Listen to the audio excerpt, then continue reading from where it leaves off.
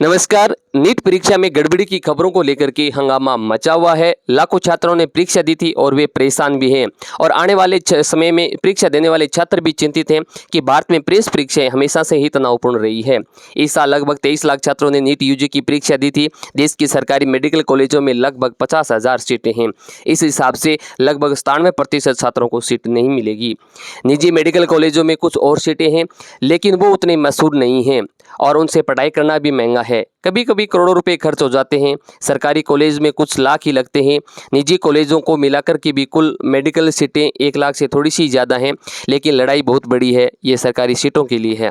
एक बार के लिए आप कल्पना कीजिए कि नीट में शीर्ष रैंक हासिल करने का क्या महत्व है। सभी नैतिकता, योग्यता, कड़ी मेहनत को भूल जाइएगा। आइए हम विशुद्ध रूप से लालची, बेशर्म और पूंजीवादी बन जाएं। क्या हो अगर आप उन शीर्ष रैंकों को नीलाम कर सकें? आपको क्या लगता है कि वे कितने में बिकेंगे?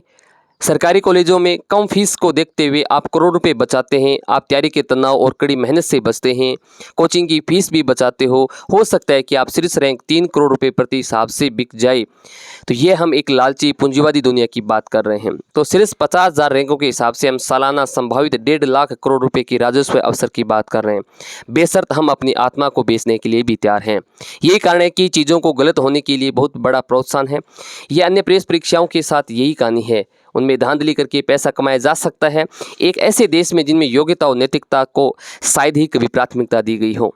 क्या ये वाकई में आश्चर्यजनक है कि इन परीक्षाओं में पैसे कमाने के लिए एक छोटा उद्योग खड़ा हो गया है? हमने निष्पक्षता, ईमानदारी और योग्यता की परवाह कब की है?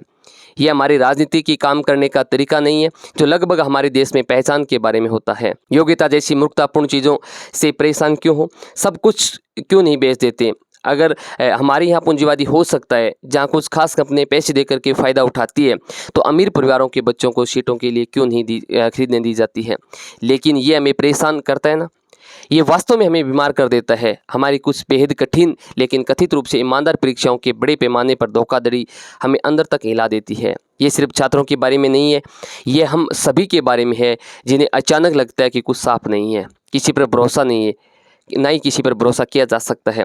आखिरकार सिर्फ ताकत और पैसा ही बोलता है। नीट, जेईई, यूपीएससी जैसी परीक्षाएं हमारे देश के युवाओं के वर्ग बदलने का एकमात्र जरिया है।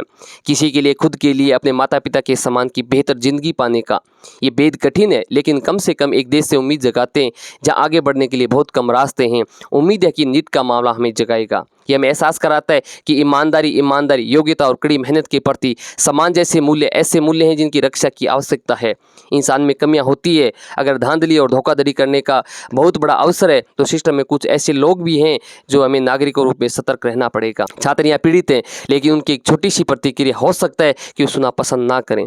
लेकिन पिछले कुछ सालों में औसत भारतीय छात्र राजनीति से कट गया है। वह Insta reel, YouTube, memes, video games खोए हुए थे। वो कहते हैं कि किसे परवाह है, राजनीति मुझे प्रभावित नहीं करती है, बोरिंग बूढ़े लोगों को करने दो।